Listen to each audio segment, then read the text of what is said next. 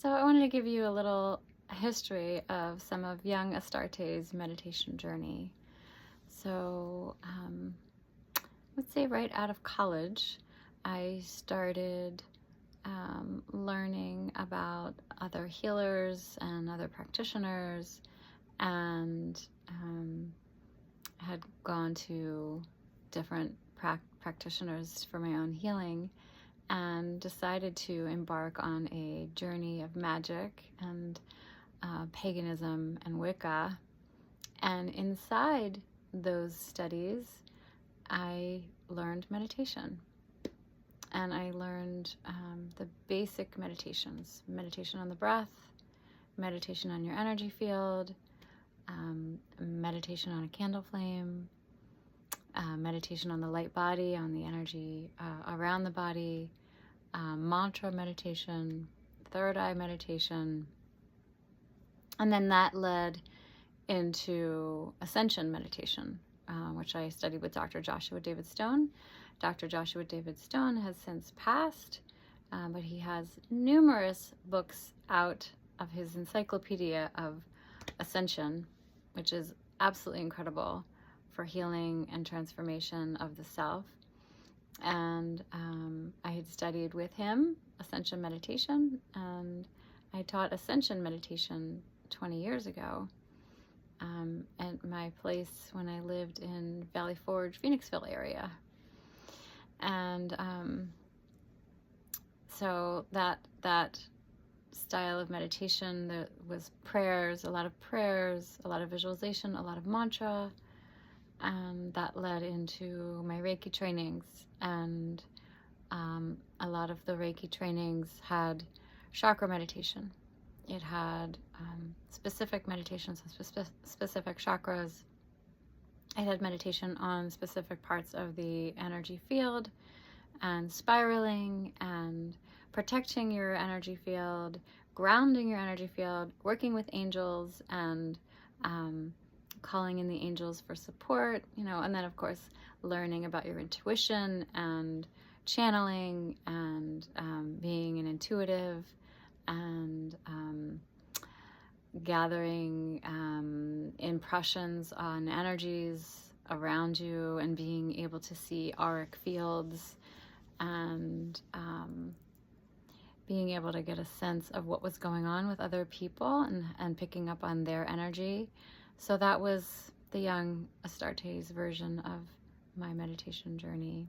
And then I evolved from my Reiki meditations and the trainings inside the Reiki to working with the different Indian saints over the years, particularly Amma, actually Shalanda Ma, originally Sai Ma. She's now known as Sai Ma. Shalanda Sai Lakshmi Devi Ma was her name years ago, and now she's just Sai Ma. I went from her to Amma, and then I since met other Ma's that were local or that weren't too far away, worked with them, and then inside my yoga teacher trainings there was more meditation trainings, and then inside my tantra trainings there was more meditation trainings, and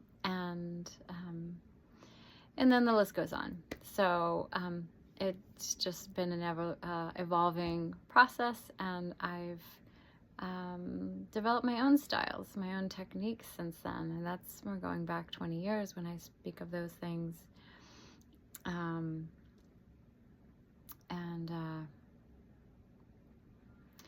Yeah, long journey, beautiful journey. Singing has been a big part of my journey, and breath work has been a big part of my journey.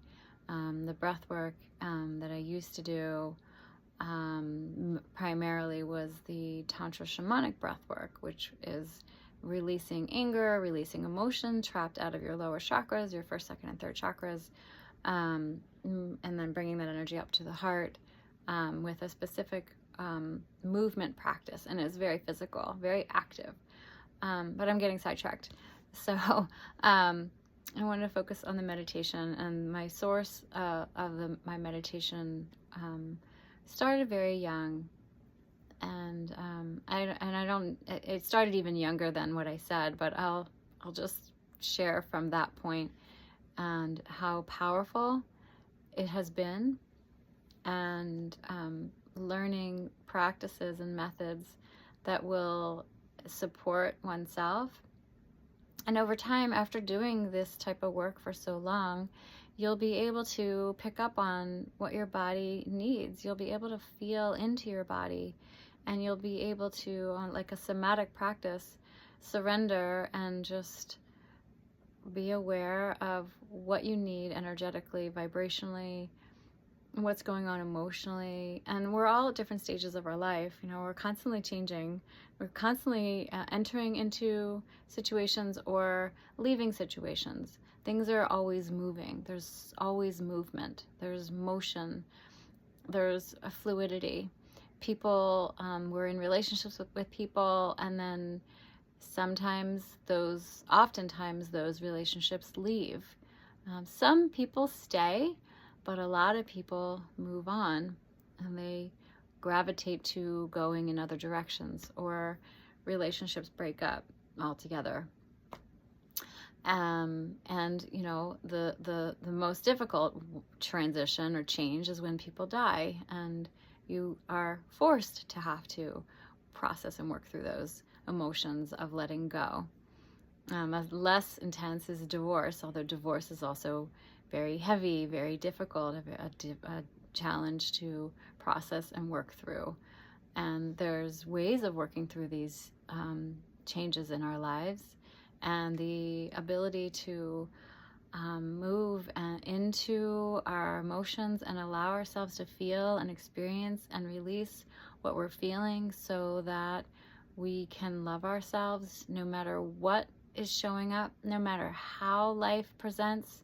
We can still give ourselves the support, the nurturing, the gentleness, the tenderness that we need, that our hearts need, that our bodies need, that our bellies need, our wombs need, our hips, our muscles.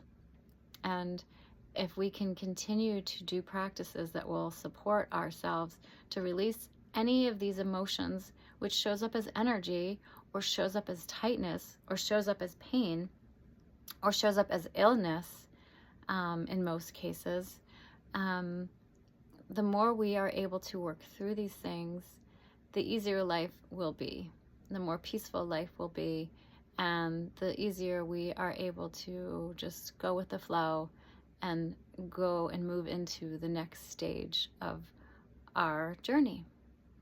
So that's all for now. I just wanted to share a little bit of history of my meditation journey and a little bit of a background. And I'll be sharing more on that, because there's more history I'd love to share with other things. So I wish you well. I wish you a beautiful day. And I wish you peace in your heart, and love for yourself, and love to all your beloveds, to all the people in your life that you care about deeply. Namaste.